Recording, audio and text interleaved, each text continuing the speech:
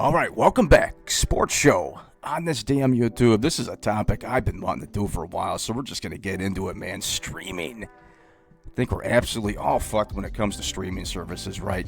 You have to get ESPN Plus, you have to get Peacock, you have to get Amazon Prime just to watch the damn games that you want to watch. So I currently had DirecTV, the streaming service that DirecTV had. Before that, I had YouTube TV. I had to drop YouTube TV just to watch the Tiger game, Piston games, Red Wing games. I don't know why the hell I would want to watch the Pistons, but that's a whole nother fucking story, right? But anyway, so they got dropped by Bally Sports dropped YouTube TV, right? The Bally Sports app is fucking awful. It's fucking atrocious. It's probably the worst app there is out there. I know the NFL Plus one gets a little bit of fucking grief, but it's not as bad as the Bally Sports one. At least in the Detroit area, it's bad. It's bad. Good luck getting signal. So, long story short, switched over to DirecTV. Paying $110 a month. $110 a month. I said the hell with it. The hell with it. It's just too much money, especially when you're trying to cut costs.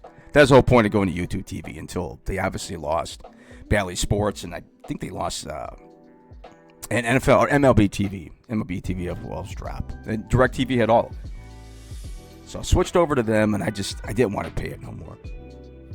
So I had to fit, and this is the ridiculous part. I had to sit here and basically strategize for the fall how I'm going to watch college football, NBA, NHL, college basketball, all that stuff, right? Long gone are the days you just get cable and you pay for it and you're good. you get the fucking games. You know, and I thought it was a joke last year that fucking, I think it was Amazon wanted to brag, or Peacock, he's either Peacock or Amazon, wanted to brag about the ratings that they got for one of the playoff games. Well, no shit. Everybody had to sign up for the fucking thing. I think it was the Chiefs game, if I'm not mistaken. I think it was the Chiefs game that they were the, big deal. Oh, look at all these. I think it was the largest live streaming event ever, right? Because everybody was forced to get the damn thing. And they knew it. They knew it. They just wanted to brag because you're forcing people to get it. So, cutting DirecTV stream, this is basically how I had to do it if I wanted to catch up on everything. ESPN Plus, it's only going to run you $10.99 a month. Now, ESPN Plus, you do get all the NHL games. The only thing that sucks about that is I'm not going to be able to watch any of the Red Wing games live. So, I'm still have to find a workaround, a way to work around that shit. Since there is no NHL, package where you get all the games, all the out-of-market games and that kind of shit. So, the Red Wing games, I'm kind of probably going to be screwed on unless I get the Bally Sports app, which I'm probably going to have to do. Because at least with the NBA TV, I can watch the Piston game after it airs. And that's something we're going to touch on later here, too, is that blackout rule needs to be lifted and just shoved up their asses. Because at this point in time, with all the issues everybody's having with inflation just killing everybody, and come on, man. It's horrible. As a sports fan, it's awful. So I picked up ESPN Plus. Be able to watch all the NHL games on the market. There's going to be, I believe, an NFL game. You still get NFL prime time with Berman. It's not the greatest thing in the world, but it beats paying $110. So we're going to add this up. So that's going to be $11 right there. Now, for the NBA games, I'm going to get NBA League Pass, which I have it down here at $15 a month. Not sure if that's accurate since the season's over. We'll see what it is next season. I'm going to pick up MLB Extra Innings, which I usually get off and on. I think Tiger games or your local games, you can watch 2 or 3 hours after the event's over. So that's not bad. That's not bad at all. If I wanted to watch the local channels, you can grab one of those digital antennas for $20. I don't think I'm going to do it, and I'll tell you why. I did pick up NFL Plus, $15 a month. Cool collection of shows and archives. And you get the local games. So if you're here in the local market, we'll just say Detroit, for instance, you'll be able to get the game on Fox that the Lions play. You'll be able to get the CBS game. And you'll also be able to get the primetime national game, Thursday night, Monday night, and the Sunday night game. So for $15 a month, and you're getting the local games on top of it, that was a win-win. So I thought that was cool. So 15, 11, we're at 26. Let's say it's the fall. We get NBA League Pass. We're at 40. I already have Peacock. I believe Peacock is 11. So you're the $50 range. That's not bad. You're still saving $60 a month. By the way, my fucking car insurance went up too. So that's a whole fucking other thing in Michigan. We get completely screwed when it comes to that. But that's how I did it. That was the workaround. To get the college basketball, to get the college football, NBA, hockey, all that shit. So there was a way around it. But it's just so many apps you're going to have to get just to fucking watch what you need to watch. That's the only disadvantage. I swear to God, I'd be the richest man in the world if I can come up with some kind of central hub where you have all your apps in one spot instead of having to log out, log in, log back on your smart TV, and there's always a delay. It has to buffer. It's just a pain in the ass. It's a pain in the ass to switch between the fucking apps, especially if you're watching 2 games at once and you got to close out of an app to switch over. Now, for the hockey, like I said, I'm going to have to grab the Bally Sports to watch the Red Wings. ESPN, as far as I know, does not have any archive, any DVR service. So if I wanted to watch the Red Wing game, there was no way to do it to record it from the ESPN Plus app or to watch it 2 or 3 hours after the broadcast was already over because they don't have all the games that are on there.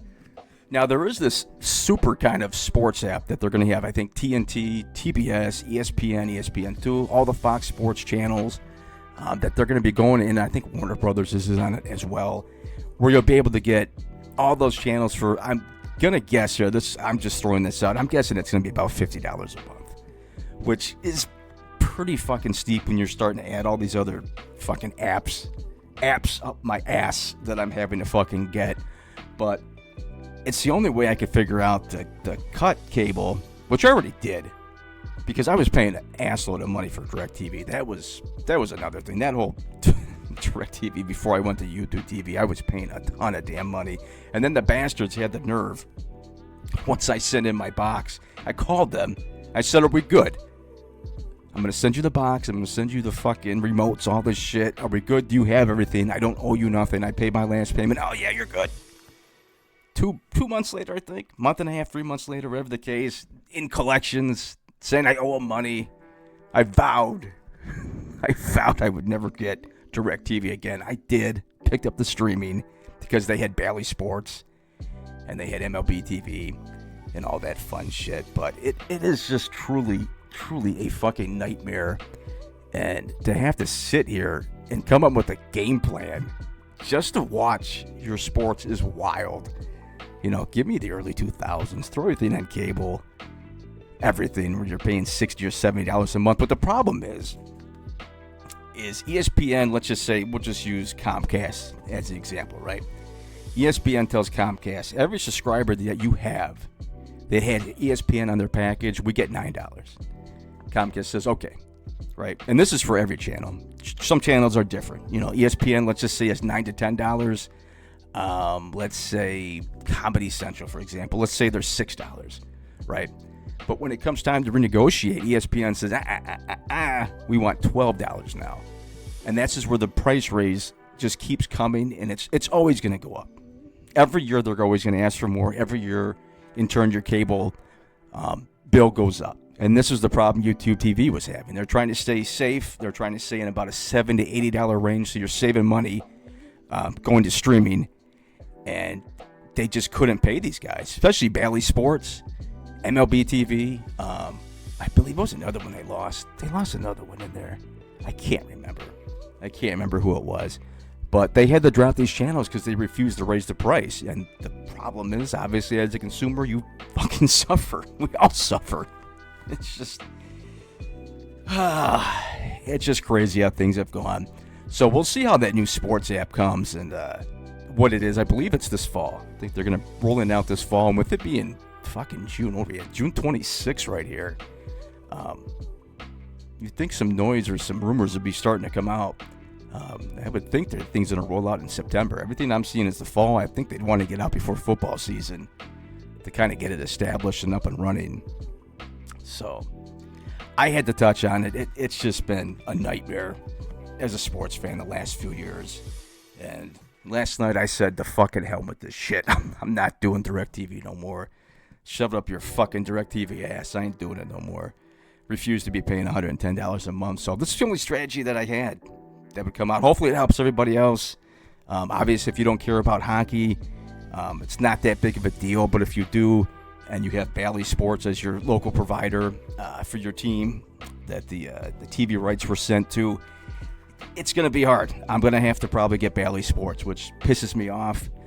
Like I said, at least with the NBA League Pass, you can kind of watch your game, I think, a couple hours after the broadcast, like MLB TV does. The blackout rule needs to they need to get rid of it. It's archaic. It doesn't work. The whole idea is that it's forcing you to go to the game. I'm not going to the game. I work fucking midnights. It's hard to get any free time as it is. Now, my off days, yeah, I pop in a couple Michigan games here and there, not that far.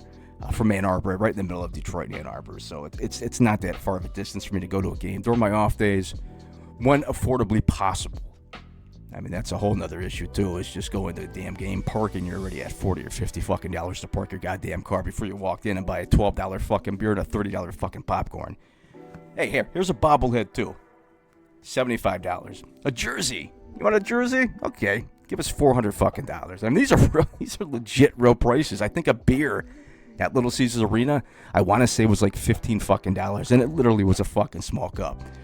No exaggeration, but I had to touch on it. I'm sure I'm not the only one going through all this and bitching and complaining, because during the fall, everybody's got to have their football. They got to have their college football. You got to have your NFL, and I got to have my Red Wings and Pistons and all that stuff to get through the bad weather we have out here, but had to bitch.